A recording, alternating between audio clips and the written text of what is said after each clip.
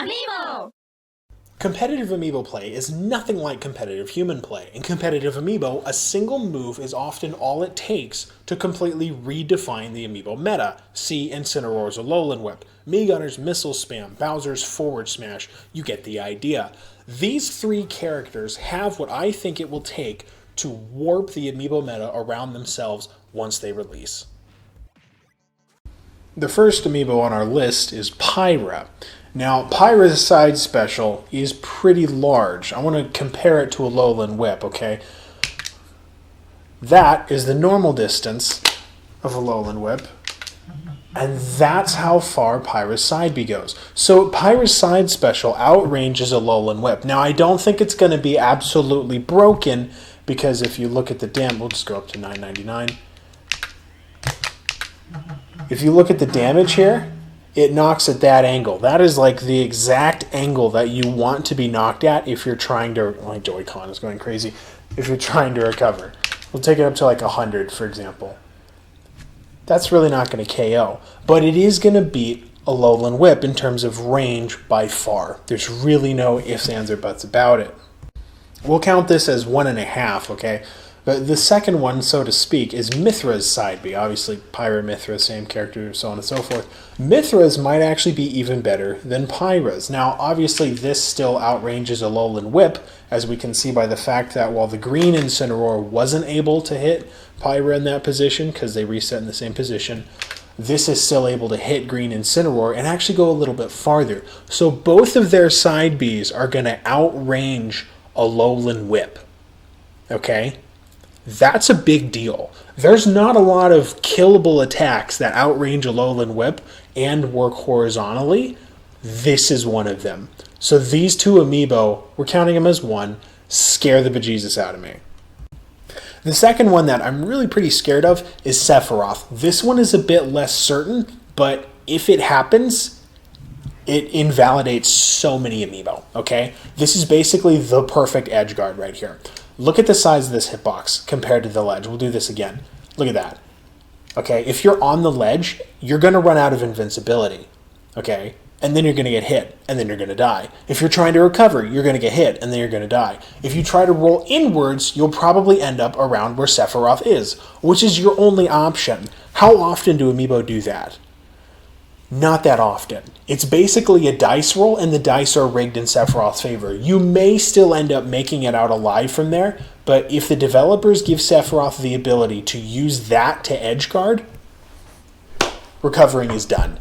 I mean, even if you recover way too high, like, even if you recover like the way, I don't know, King K. Rool does, where he goes all the way up and over the ledge. There we go.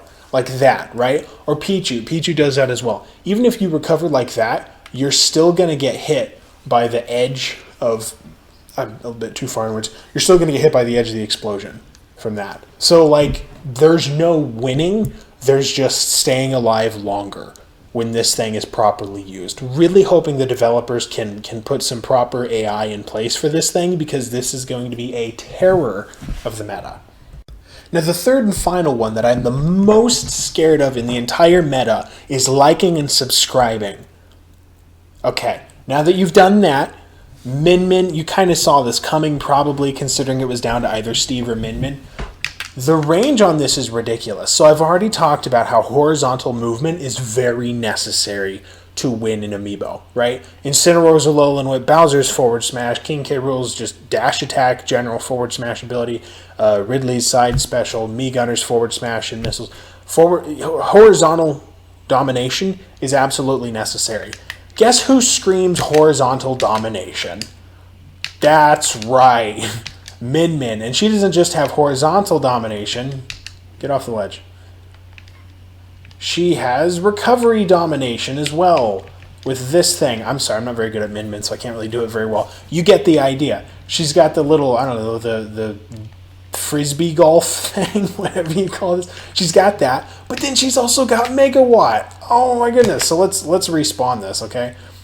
At like 40, can this kill if you fully charge it? You're not, oh, that's not even 40. You're not supposed to fully charge your moves, but why not, right? Wow. That's pretty crazy, right? So Min Min in general kind of scares me because Min Min doesn't have much going on besides this, but this specifically is going to scare me. Because, you know, think about it like this, okay? Alolan Whip is far outranged. Mii Gunner, far outranged. Bowser, far outranged. Terry, far outranged. King K. Rool, very far outranged, right? I guess maybe Crown and Cannon can kind of beat this, right? Ness, Link, the Pits, DDD. Everyone is outranged by Min Min, okay? Now, this is a fairly unusual character, you know, so it wouldn't surprise me if they, you know, screwed up the AI. Totally possible, right? But what if they don't? What if the Min Min AI is actually somewhat competent, right?